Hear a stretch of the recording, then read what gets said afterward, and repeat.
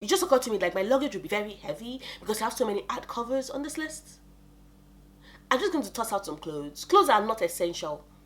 Books are. To be talking to you, Belladonna. Should have taken a break, not an Oxford comma. Take what I want when I wanna. And I want you. Maria back again. So it's going to be my birthday in exactly a week from now. I'm going to be turning 29. And if you just went oh my god, Noria, 29? What the fuck?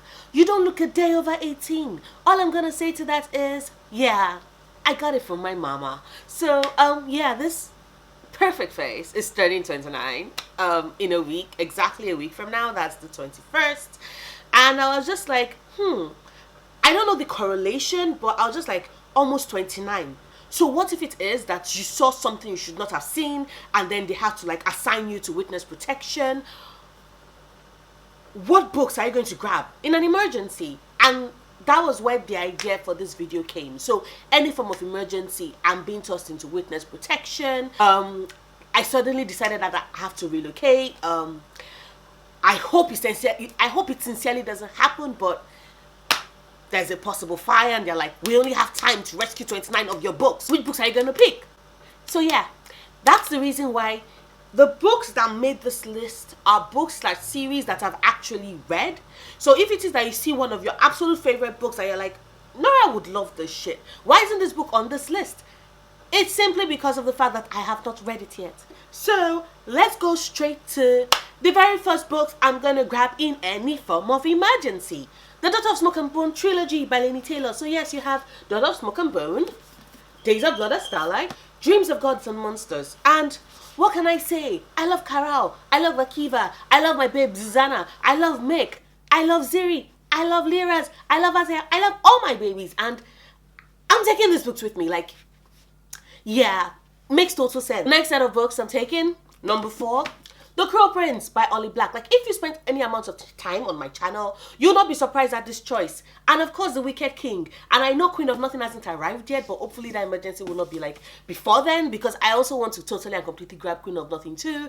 Like, I have to finish the series. You know what I mean? Like, the series is near and dear to my heart, so of course I have to grab that too. If at this point you totally would not be surprised, I am also going to have to grab Akuma, that's The Court of Mist and Fury by Sarah J. Maas. Like, is anybody surprised that I have to grab some Sarah J. Maas books with me? Because I'm not. Like, I am absolutely not.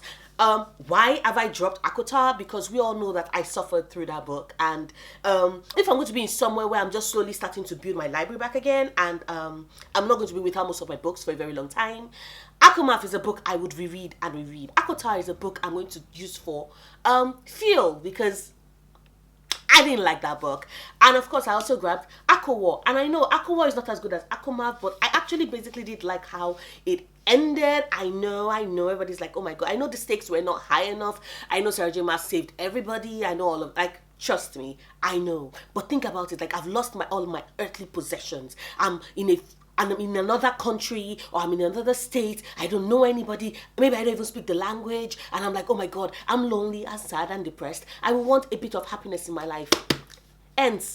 Akua, because ending made me happy. Even with all the plot holes, it still made me happy. So, deal with it. The next book I'm grabbing, Hair of Fire, also by Sarah J. Maas. And you're like, oh my god, Nora, what happened to the other book? See, it's only 29 books. I had to be very, very careful / picky about the books I was going for. And although I liked Assassin's Blade, it was still okay, but I don't know if it was worth it, me giving up spots for any other books on my list, so I had to drop it. Throne of Glass was pretty meh, we all know that. Crown of Midnight was meh until the middle, and that was when things picked up. And I'm like, it's not good enough. It's not a good enough book for me to like drop any other books on my list. So I went with where this series really kicked it off for me, and that is Hair of Fire by Sarah J. Maas. So yes, I went with Hair of Fire. I'm definitely grabbing Queen of Shadows. Like, you all know, like, these two books are my absolute favorite in the series, so definitely grabbing Queen of Shadows. Also grabbing Emperor of Storms, because I know it's sad, it's depressing. I'm totally and completely contradicting what I just said a couple of minutes ago, because I'm definitely going to be in a sad and depressed state. Why do I want to read this book? Why do I want to grab this book? Because this book is going to make me cry good tears, but I also know that the ending is better and good, and that's the reason why I'm grabbing it. So, yeah. Emperor of Storms by Sarah J. Maas. I'm grabbing Tower of Dawn, also by Sarah J. Maas, because think about it, like Kel had to learn everything else from the beginning, and then we saw just how far Urine had gone, and this book holds like the love of my life. Like, it has to talk. It has to talk and Nesrine and the start of their relationship. So of course I had to grab it. And you know, the Kaganates, like, they're going to give me inspiration. Like, if they can build the most powerful empire on earth, I can totally and completely build a better life for myself wherever I've gone. And even like Nesrine had to come back to a home that has not been her home since, you know, her parents fled. And if Nesrine can do it, so can I. That is like the ultimate justification, because it's Tower of Dawn. And finally, Kingdom of Ash, because this is the end of the series, and although I cried, but I also laughed, and I also loved, and there were like so many things I loved in this, so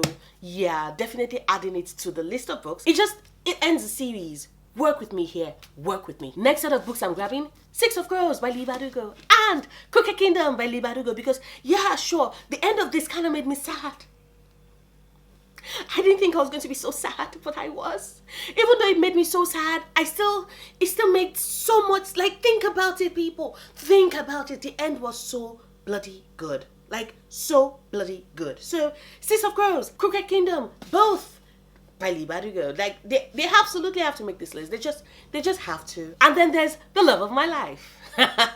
Nevernight by J. Christoph, God's Grave by J. Christoph, and hopefully Dark Dawn by J. Christoph as well, because I need to have this entire story of my girl Mia. Like, she might survive, she might die, everybody that she knows might die, but I sincerely know that she most likely would get her revenge, and that is what will make me so happy, and the reason why this entire trilogy is going to be on my list, because Mia is nothing if not self-sufficient.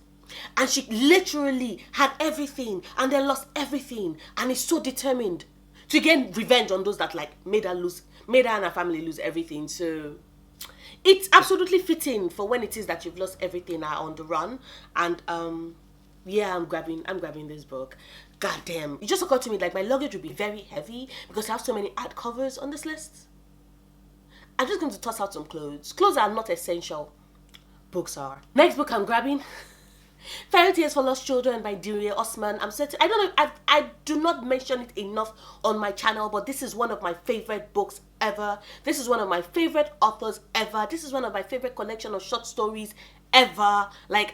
This is one of my favorite LGBTQ plus books ever. So there are a lot of ever in this book, and the reason why it makes the list, because I cannot just imagine going anywhere without the perfection that is Fairy Tales for Lost Children, and it makes total and complete sense. I love this book. I adore it. I worship at the feet and the brilliance of this book, and it's the reason why it's on this list. Next is The Love of My Life. I know I have a lot of loves on this list. Like, that is the whole point of this list, though. Next is The Poppy War by R.F. Kuang, The Dragon Republic by R.F. Kuang, and the third unknown book, you know, without a cover, without a title. I don't even think do we have a publication date? I think the publication date is next year. Please, God, let it be next year, because I don't think I can wait more than a year to see how this book ends. But basically, I am taking my girl Fangrunin everywhere with me. Once again, it's very bloody, so I know, like, this is totally and completely the antithesis of everything I've been saying, because a lot of people are dying, there's pain, there's misery everywhere, but there's anger and rage, and there's just something about using anger and rage to rebuild when you've lost completely that just makes me realize that this book makes perfect sense.